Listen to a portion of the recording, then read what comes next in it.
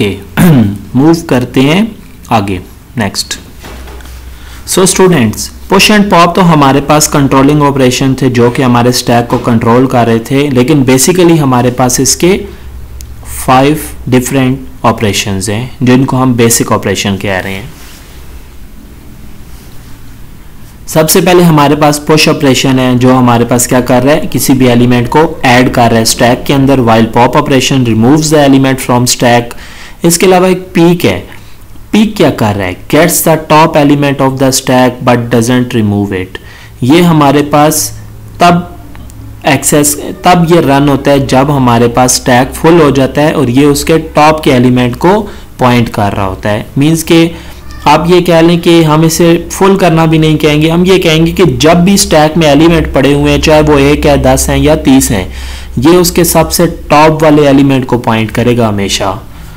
उसके अलावा इस फुल फंक्शन ये हमारे पास टेस्ट कर रहा है कि स्टैक फुल है या नहीं। मींस के जब भी हम कोई एलिमेंट इंसर्ट करने जाते हैं तो सबसे पहले हम ये चेक करते हैं कि स्टैक फुल तो नहीं है। अगर फुल है तो हम न्यू एलिमेंट इंसर्ट नहीं कर सकते, तो ये हमारे पास स्टैक को फुल चेक कर रहा है। उसके बाद इज एम्प्टी, ये हमारे पास चेक कर रहा है कि स्टैक एम्प्टी तो नहीं है। ये तब रन होता है जब हम किसी एलिमेंट को पॉप करने जा रहे हैं, तो डेफिनेटली अगर एलिमेंट ही नहीं होंगे तो पॉप ऑपरेशन नहीं होगा। तो हम सबसे पहले ये भी चेक करते हैं कि स्टैक एम्प्टी तो नहीं है, अगर एम्प्टी है तो हम उसमें पॉप नहीं कर सकते। ओके नेक्स्ट मूव करते हैं। एक नॉर्मल स्टैक इलस्ट्रेशन अगर आप चेक करें कि स्टैक काम कैसे करता है, देखें हमारे पास एक एम्प्टी स्टैक है, तो सबसे पहले हमने पुश ऑपरेशन परफॉर्म करना है। तो हम पुश ऑपरेशन से पहले चेक करेंगे कि हमारे पास जो स्टैक है वो एम्प्टी तो नहीं है, स्टैक फुल तो नहीं है। डेफिनेटली स्टैक फुल नहीं है तो खाली है, तो हम उसमें इंसर्ट कर देंगे एलिमेंट 1 को। एलिमेंट 1 उसके बॉटम में जाके प्लेस हो गया। फिर हमने एलिमेंट 2 को पुश किया तो हमारे पास एलिमेंट 2 जो है वो एलिमेंट 1 के ऊपर आके प्लेस हो गया। अब जब हम पॉप ऑपरेशन परफॉर्म करेंगे तो पॉप ऑपरेशन ऑटोमेटिकली सबसे टॉप वाले 2 को ही पीक करेगा और उसके बाद उसी को रिमूव करेगा, क्योंकि last in first out case में जो लास्ट इंसर्ट हुआ है वही हमारे पास फर्स्ट में आउट होगा। ठीक है, this is the illustration of a stack, how stacks works and how we insert and delete elements from stacks. हम एक नॉर्मल एग्जांपल देखें अगर इसकी, जिसके थ्रू हम क्या कर रहे हैं, हम यहाँ पे ये ऑपरेशन आप खुद भी अगर परफॉर्म करें तो ज़्यादा बेटर है, बजाय इसके कि मैं आपको परफॉर्म करके बताऊं। सिंपली आपने एक स्टैक बनाना है। सबसे पहले आप पुश करेंगे 5 उसके बॉटम में जाएगा, फिर 3 पुश करेंगे, 3 हमारे पास 5 से ऊपर आ जाएगा। जब हम पॉप ऑपरेशन परफॉर्म करेंगे जो 3 है वो सेकंड नंबर पे है, मींस के लास्ट में है, तो सबसे पहले 3 रिमूव होगा। अब स्टैक में 5 रह गया। फिर आप पुश करेंगे 2, 5 के ऊपर 2 आएगा, फिर पुश करेंगे 8, 2 के ऊपर 8 आएगा। अब सबसे टॉप पे 8 पड़ा हुआ है, उससे नीचे 2 एंड उससे नीचे 5। एक बार पॉप करेंगे तो 8 हमारा रिमूव होगा, फिर पॉप करेंगे 2 रिमूव होगा, फिर पॉप करेंगे 5 रिमूव होगा, फिर आप पुश करेंगे 1 तो 1 इंसर्ट होगा। अब हमारे पास स्टैक के अंदर सिर्फ 1 पड़ा हुआ है, बाकी सारे पॉप हो चुके हैं। ठीक है, तो इसको आपने ग्राफिकली खुद लिख के चेक करना है, ड्रॉ करके चेक करना है, ताकि आपका कॉन्सेप्ट क्लियर हो जाए। Okay, implementation of stack. Stack को हम इम्प्लीमेंट कैसे करते हैं,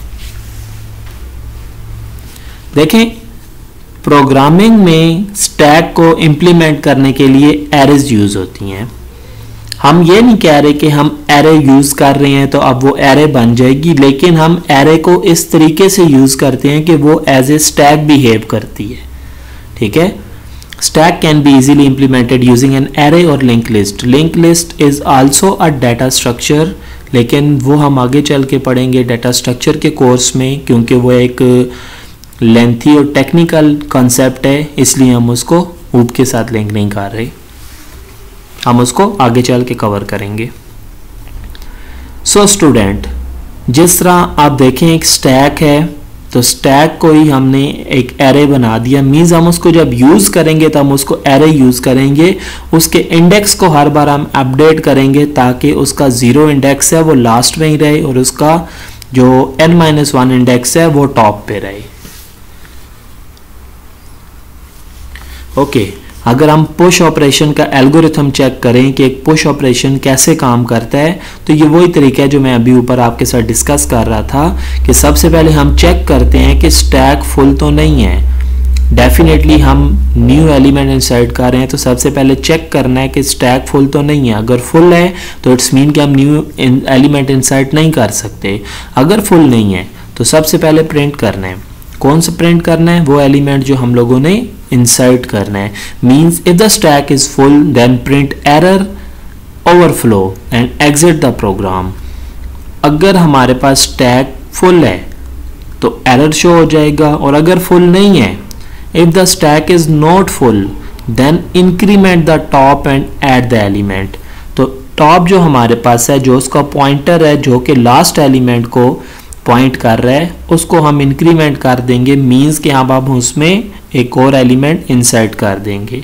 ठीक है, नॉर्मल एग्जांपल है ना कि अगर आप एक बॉटल में बॉल डाल रहे हो तो अगर 3 बॉल्स पड़ी हैं तो आप चौथी बॉल डाल सकते हो। अगर 4 बॉल्स पड़ी हैं तो आप चेक करोगे कि फुल तो नहीं है। अगर फुल है तो प्रिंट कर दोगे कि हमारे पास स्टैक इज फुल, और अगर फुल नहीं है तो आप क्या करोगे, उसमें 4th 1 बॉल डाल दोगे और साथ यहाँ पे पॉइंटर को इंक्रीमेंट कर देंगे जो कि टॉप है। उसके बाद बात करते हैं पॉप ऑपरेशन की। पॉप ऑपरेशन रिमूव कर रहे हैं, तो रिमूव करने के लिए मैंने आपको बताया था कि सबसे पहले तो हम ये चेक करते हैं कि स्टैक एम्प्टी तो नहीं है, क्योंकि अगर एम्प्टी होगा तो उसमें से हम कुछ रिमूव नहीं कर सकते। तो सबसे पहले चेक करेंगे स्टैक इज एम्प्टी और नॉट। अगर हमारे पास स्टैक एम्प्टी है तो हम प्रिंट कर देंगे underflow and then exit the program. और अगर हमारे पास स्टैक स्टैक एम्प्टी नहीं है तो हम क्या करेंगे, if the stack is not empty then print the element at the top and decrement the top. तो हम वहां पे क्या कर रहे हैं, एलिमेंट को प्रिंट करके या उसको समझ लें रिमूव करके हम डिक्रीमेंट कर रहे हैं अपने टॉप के पॉइंटर को। पहले हम इंक्रीमेंट कर रहे थे, यहाँ पे हम डिक्रीमेंट कर रहे हैं ताकि वो उससे नीचे वाले एलिमेंट को पॉइंट करना शुरू कर दे और उसको एज ए टॉप कंसिडर कर ले।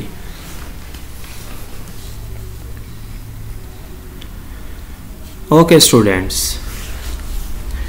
क्यूज हम अपने लेक्चर में क्यू को स्टार्ट करते हैं।